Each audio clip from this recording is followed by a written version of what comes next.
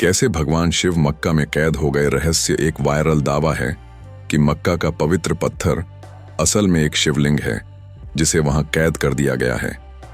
हम इस दावे के पीछे के ऐतिहासिक तथ्यों और धार्मिक मान्यताओं की गहराई से पड़ताल करेंगे ताकि सच्चाई सामने आ सके। मक्का का सबसे बड़ा रहस्य, क्या वो शिवलिंग है?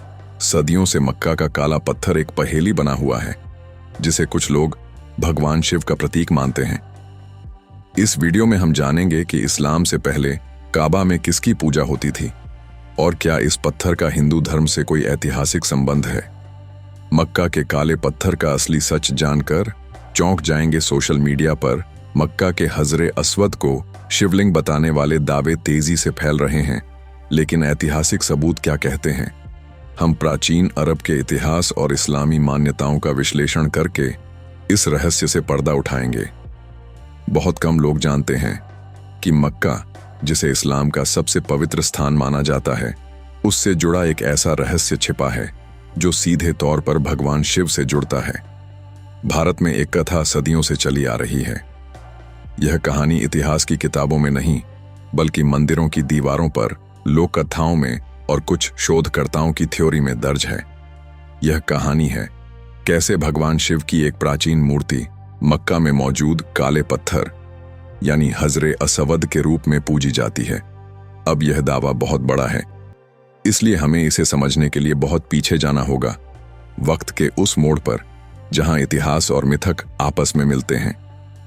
भारत के दक्षिण में एक महान संत हुए, राजा विक्रमादित्य। उन्होंने अरब तक विजय की थी, अरब के काबा तक। कहा जाता है उस काल में अरब का क्षेत्र सनातन संस्कृति का विस्तार था। काबा में एक शिवलिंग की स्थापना हुई थी जिसे लोग मक्का ईश्वर या मक्केश्वर कहते थे। मुस्लिम इतिहासकारों की शुरुआती किताबों में एक शब्द कई बार आया है, बैत अल मुक़द्दस या बैतुल्लाह यानी ईश्वर का घर। अब अगर हम ईश्वर शब्द पर ध्यान दें तो ये कोई विशिष्ट नाम नहीं, बल्कि एक सार्वभौमिक सत्ता की बात करता है। कुछ भारतीय शोधकर्ता मानते हैं कि हजरे असवद, जो काबा की पूर्वी दीवार में लगा वह काला पत्थर है, असल में एक पवित्र शिवलिंग का हिस्सा है। बात यही नहीं रुकती। कई पुरानी तस्वीरें और यात्रा वृत्तांत सामने आए हैं जिनमें काबा के भीतर के डिजाइन को देखा गया है। उसमें 360 मूर्तियों का उल्लेख मिलता है और उनमें से एक मूर्ति त्रिशूलधारी, सांप लपेटे हुए देवता की बताई जाती है। क्या वह भगवान शिव थे? क्या मक्का में कभी शिव की पूजा होती थी? अब आते हैं एक और रोचक हिस्से पर, मक्केश्वर महादेव मंदिर। यह नाम भारतीय संतों के लेखों और यात्रा वृत्तांतों में आता है, विशेषकर स्वामी विद्यानंद सरस्वती और राजा भोज के अभिलेखों में। इन ग्रंथों में वर्णन है कि मक्का एक समय सत्य सनातन धर्म का पवित्र केंद्र था। मगर सवाल उठता है, अगर यह सब सच है तो क्या शिव को मक्का में कैद किया गया था? कैद का मतलब यहां आध्यात्मिक है। एक युग में जिस मूर्ति को देवत्व माना गया वह अब किसी और धर्म का प्रतीक बन गई। शिव को पूजा से नहीं हटाया गया, बल्कि एक ऐसे चिन्ह में ढाल दिया गया जिसका अर्थ अब पूरी तरह बदल चुका है। यह कैद सिर्फ देह की नहीं, पहचान की भी थी। मगर क्या वास्तव में हजरे असवद शिवलिंग का टुकड़ा है? इस पर शोधकर्ता पीएन ओक ने कई बार कहा कि अरब में मेक्का शब्द भी संस्कृत के मखेश्वर से निकला है। मख, मक्खा प्लस ईश्वर यानी भगवान का स्थान। इस विचार को माने तो मक्का की उत्पत्ति शिव पूजा से जुड़ी थी। बाद में समय और सत्ता बदलने के साथ वह स्थल इस्लाम धर्म का सबसे पवित्र स्थान बन गया। यह एक ऐसी गूढ़ कहानी है जो प्रमाण कम, किंवदंती ज्यादा है। और अब आते हैं एक चौंकाने वाले तथ्य पर, मक्का की परिक्रमा। इस्लाम में हज यात्रा के दौरान श्रद्धालु काबा के चारों ओर 7 बार परिक्रमा करते हैं। क्या यह सनातन परंपरा से मेल खाता है? क्या यह उस दौर की छाया है जब वहां यज्ञ और पूजा हुआ करती थी? इतिहासकारों की राय बंटी हुई है। कुछ इसे सिर्फ सांस्कृतिक समानता मानते हैं, जबकि कुछ का मानना है कि यह सीधा प्रमाण है उस युग का जब भारत और अरब सांस्कृतिक रूप से एक दूसरे से जुड़े थे। आखिर में सवाल उठता है, क्या शिव आज भी वहां हैं? या फिर वह पत्थर, वह चिन्ह, वह ऊर्जा अब एक नई पहचान में बदल चुकी है? जो भी हो, इतना तो तय है, शिव को कैद नहीं किया जा सकता। न किसी धर्म में, न किसी मंदिर या मस्जिद में। वो व्यापक हैं, संपूर्ण ब्रह्मांड में व्याप रहते। वो आस्था में रहते हैं और आस्था किसी एक जगह की मोहताज नहीं होती। तो क्या शिव मक्का में है या मक्का शिव में है? यह निर्णय आपके मन की श्रद्धा और सोच पर है, क्योंकि जहां सत्य, ध्यान, शून्यता और ऊर्जा है, वहीं शिव हैं। चारों तरफ अंधेरा है, एक ऐसा रहस्य जो सदियों से दबा हुआ है। और सवाल जो आज भी पूछना मना है, क्या मक्का में रखा वो काला पत्थर सच में एक शिवलिंग है? कई पुरानी सभ्यताओं में पत्थरों की पूजा होती थी, लेकिन क्या आपने कभी सोचा कि काबा में रखा गया हजरत अल अस्वद नाम का काला पत्थर, उसकी आकृति, उसका झुकाव, उसकी स्थापना का तरीका कहीं ना कहीं हमारे यहाँ के शिवलिंग से मेल खाता है? इतिहासकारों का दावा है कि इस पत्थर की पूजा इस्लाम के आने से भी बहुत पहले होती थी।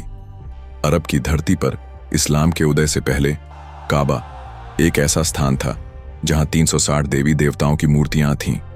कुछ मूर्तियां भारतीय देवी देवताओं से मिलती थीं। क्या यह महज एक संयोग है?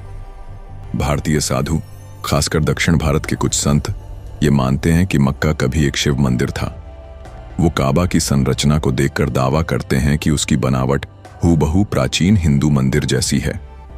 एक केंद्रीय गर्भगृह, चारों ओर से परिक्रमा और बीच में रखी एक पवित्र आकृति।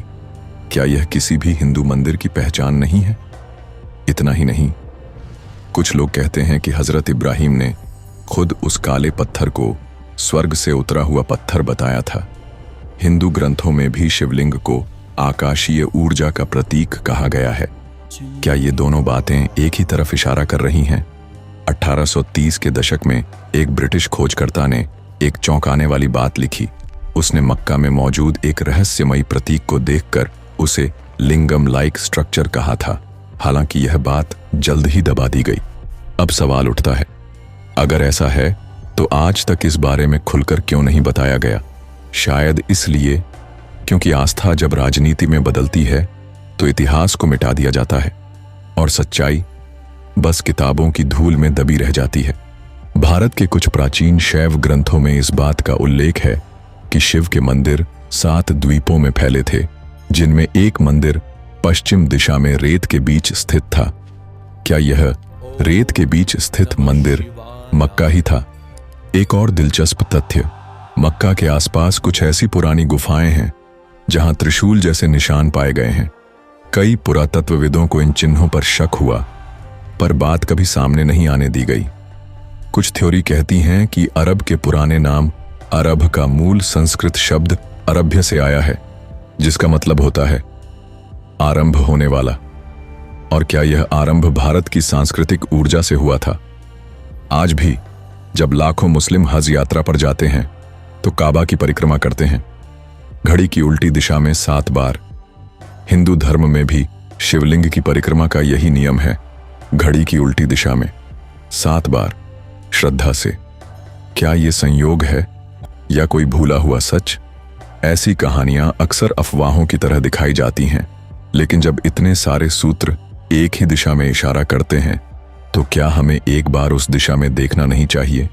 ये सवाल किसी धर्म के विरोध में नहीं है, बल्कि यह सवाल है, क्या हम अपने साझा इतिहास को जानने का साहस रखते हैं? जो कुछ लोग कहते हैं कि सच सामने आना चाहिए, क्या वे इस सच को भी सुनने के लिए तैयार हैं?